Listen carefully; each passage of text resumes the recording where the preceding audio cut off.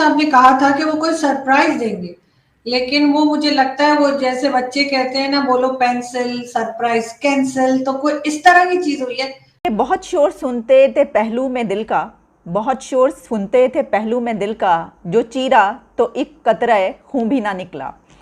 बात दरअसल ये है कि वज़ीर आज़म इमरान खान ने आज एक जलसा भी कर लिया, जिस जलसे के चर्चे बहुत दूर दूर थे। बड़े दिनों से हम इंतज़ार कर रहे थे कि 27 को जलसा होना है। कितने लोग थे ये भी मैं आपको बताऊंगी, लेकिन उन्होंने सबसे अहम बात जो आज करनी थी और जो उन्होंने की वो ये थी कि उनका ये कहना है कि उनको एक ख़त के ज़रिए धमकी दी गई है।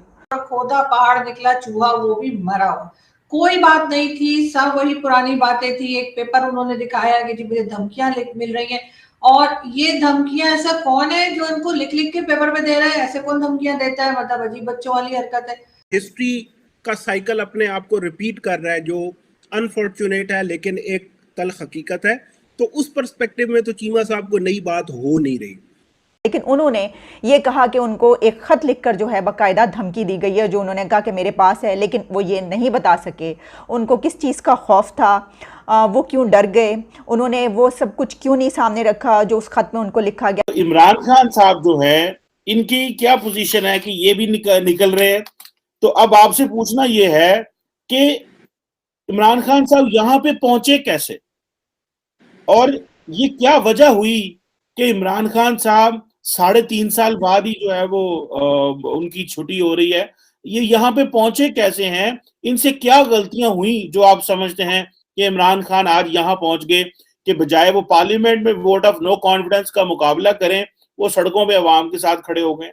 वो शायर ने क्या कहा है कि बहुत शोर सुनते थे पहलू में दिल का, बहुत शोर सुनते थे पहलू में दिल का, जो चीरा तो एक कतरा खून भी ना निकला। बात दरअसल ये है कि वज़ीर आज़म इमरान खान ने आज एक जलसा भी कर लिया, जिस जलसे के चर्चे बहुत दूर दूर थे। बड़े दिनों से हम इंतज़ार कर रहे थे कि 27 को जलसा होना है। कितने लोग थे ये भी मैं आपको बताऊंगी, लेकिन उन्होंने सबसे अहम बात जो आज करनी थी और जो उन्होंने की वो ये थी कि उनका ये कहना है कि उनको एक ख़त के ज़रिए धमकी दी गई है। उन्हें ये कहा गया है कि आपकी हुकूमत क्योंकि कौमी मफाद में नहीं है और क्योंकि नेशन के लिए, कौम के लिए आपकी हुकूमत ख़तरा है, इसको इसी तरीके से लिया जाएगा कि कौमी मफाद में नहीं है, आप गलत बातें कर रहे हैं, क्या कुछ कर रहे हैं। उन्होंने ये नहीं बताया कि उस ख़त के अंदर क्या कुछ लिखा है, लेकिन उन्होंने ये कहा कि उनको एक ख़त लिखकर जो है बाकायदा धमकी दी गई है, जो उन्होंने कहा कि मेरे पास है, लेकिन वो ये नहीं बता सके उनको किस चीज़ का खौफ था, वो क्यों डर गए, उन्होंने वो सब कुछ क्यों नहीं सामने रखा जो उस ख़त में उनको लिखा गया। फिर उन्होंने ये भी इशारा दिया कि जो शाह महमूद कुरैशी हैं उन्होंने उनको सब कुछ बता दिया है, और शाह महमूद कुरैशी ने अपनी तकरीर में ये कहा था कि कप्तान को बता दिया है कि मंसूबा क्या है और मंसूबाबंदी कहाँ से हो रही है। यानी उनकी हुकूमत हटाने के लिए FM Qureshi, foreign minister of Pakistan, ने प्राइम मिनिस्टर ऑफ पाकिस्तान को ये बता दिया कि इमरान खान की हुकूमत हटाने के लिए क्या प्लानिंग की गई है और जो ये प्लानिंग है ये कहाँ से हो रही है। और इसके अलावा इमरान खान ने कुछ बैरूनी ताकतों की तरफ भी इशारा किया, लेकिन आखिर वो किस बात से डर गए, उन्होंने क्यों सारी बात नहीं बताई। इमरान खान साहब ने कहा था कि वो कोई सरप्राइज देंगे, लेकिन वो मुझे लगता है वो जैसे बच्चे कहते हैं ना, बोलो पेंसिल सरप्राइज कैंसिल, तो कोई इस तरह की चीज हुई है कि कोई सरप्राइज नहीं था, और खोदा पहाड़ निकला चूहा, वो भी मरा हो। कोई बात नहीं थी, सब वही पुरानी बातें थी। एक पेपर उन्होंने दिखाया कि जी मुझे धमकियां मिल रही हैं, और ये धमकियां ऐसा कौन है जो इनको लिख लिख के पेपर पे दे रहा है? ऐसे कौन धमकियां देता है? मतलब अजीब बच्चों वाली हरकत है। और कौन सबूत छोड़ता है कि जी कागज पे लिख के देने। साथ उन्होंने जुल्फिकार अली भुट्टो साहब का जिक्र किया कि जैसे जुल्फिकार अली भुट्टो साहब की गवर्नमेंट हटाई थी जिन लोगों ने, तो वही मुझे धमकियां दे रहे हैं। सीधा सीधा इशारा उनका एस्टेब्लिशमेंट की तरफ था, इसलिए कि सभी जानते हैं कि जुल्फिकार अली भुट्टो साहब की जो गवर्नमेंट थी वो फौज ने हटाई थी और उन्हीं को उनको फांसी लटकाया था। तो उन्होंने तो चले कोई ना कोई काम किया था, इन्होंने क्या किया कि उनके साथ ऐसा होगा? खान साहब जो है वो उनकी अपनी परफॉर्मेंस पे वो कोई ध्यान नहीं दे रहे, वो यही बताते रहे कि मैंने बड़े काम किए हैं। बल्कि एक स्टेटमेंट उनका ये भी पिछले दिनों आया था कि 50 साल में पाकिस्तान की किसी गवर्नमेंट ने इतना काम नहीं किया जो मैंने किया है। तो इमरान खान साहब की कोशिश थी कि चलो मैं भी दिखा दूं कि अभी भी लोग मुझे पसंद करते हैं, और जो उन्होंने 10 लाख का दावा किया था वो तो खैर बिल्कुल ही गलत साबित हुआ, और मुश्किल से शायद 30 या 40 हजार लोग जो थे वो जमा कर पाए। वो एक लाख क्या किसी कहते हैं कि 50,000 भी नहीं जमा कर पाए और 10 लाख का दावा था। बॉडी लैंग्वेज काफी टेंस लग रहे थे इमरान खान साहब, एक आध जगह तो मुझे लगा रोने ही ना लग जाए और बिल्कुल ऐसा लग रहा था कि बस अभी खान साहब रो पड़ेंगे, तो बहुत ज्यादा टेंस लगे। नवाज शरीफ साहब कहते थे मुझे क्यों निकाला, तो इमरान खान साहब जो है इनकी क्या पोजीशन है कि ये भी निकल रहे हैं।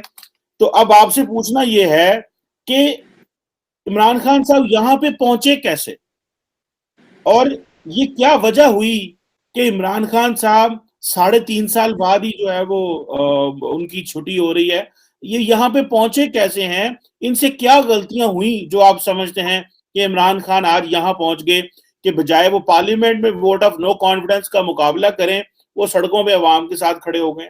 एक तो ये है कि कोई भी पाकिस्तान का जो प्राइम मिनिस्टर है वो अपने जो टेन्योर है उसमें 4 साल से पीछे नहीं गया, तो उस हिसाब से तो देखे तो कोई नई बात तो हो नहीं रही। तो खान साहब तो काफ़ी टाइम निकाल गए, जो कुछ वज़राए आज़म के साथ इस मुल्क में होता है उस हिसाब से, तो ये तो एक बात है। तो हिस्ट्री का साइकिल अपने आप को रिपीट कर रहा है, जो अनफॉर्चुनेट है लेकिन एक तल्ख हकीकत है। तो उस पर्सपेक्टिव में तो चीमा साहब को नई बात हो नहीं रही। अब आप ये भी देख सकते हैं कि इनकी मिलिट्री से ताल्लुकात ख़राब हुए और अब घूम फिर के इमरान खान साहब एक और तजर्बा जो फेल हो गया। अब एक जूम इन करते हैं खान साहब के ऊपर, देखें इनके लिए बहुत बड़ी स्टेज सेट की गई थी। आप देखें कि ग्राउंड भी इनका, टॉस भी इन्होंने ही जीतना था क्योंकि सिक्के के दोनों तरफ हेड ही था, तो यू नो जिस तरफ मर्जी आप कॉइन को फ्लिप करते टॉस इन्होंने ही जीतना था। पिच भी इनकी मर्जी की, स्लो बाउंस हाई बाउंस जो इन्हें चाहिए थी वो पिच भी इनको मर्जी की मिली, होम ग्राउंड था और उसके बाद अंपायर भी इनका। तो हो ये रहा था 2 साल तो इन्होंने जैसे भी गुजारे, तीसरे साल से चीमा साहब पिछले 18 महीने से तकरीबन ये हो रहा था, अगर हम कोविड वाली सिचुएशन ना होती तो खान साहब काफी पहले चले जाने थे। हो ये रहा था चीमा साहब के जब भी ये बोल्ड होते थे अंपायर नो बॉल दे देता था, जब बोल्ड होते थे खान साहब अंपायर नो बॉल और फ्री हिट मिलती थी। अच्छा पहले तो फ्री हिट पे खान साहब चौका लगा रहे थे, लेकिन अब उनकी अंपायर से डिमांड थी कि जो मैं बोल्ड होता हूं तुम नो बॉल देते हो, जो मेरी बाउंड्री चौका लग रही है 4 हो रहा है तुम उसको छक्का दो, 6 डिक्लेयर करो, तो दैट वाज टू मच। तो वो फिर अंपायर ने कहा नहीं नो बॉल दे के फ्री हिट दे सकती है, छक्का तो आप खुद मारो ना, हम आपके चौके को छक्का नहीं दे सकते। तो वो जब खान साहब ने कहा नहीं आप चौके को छक्का दे, तो फिर अंपायर न्यूट्रल हो गया सर।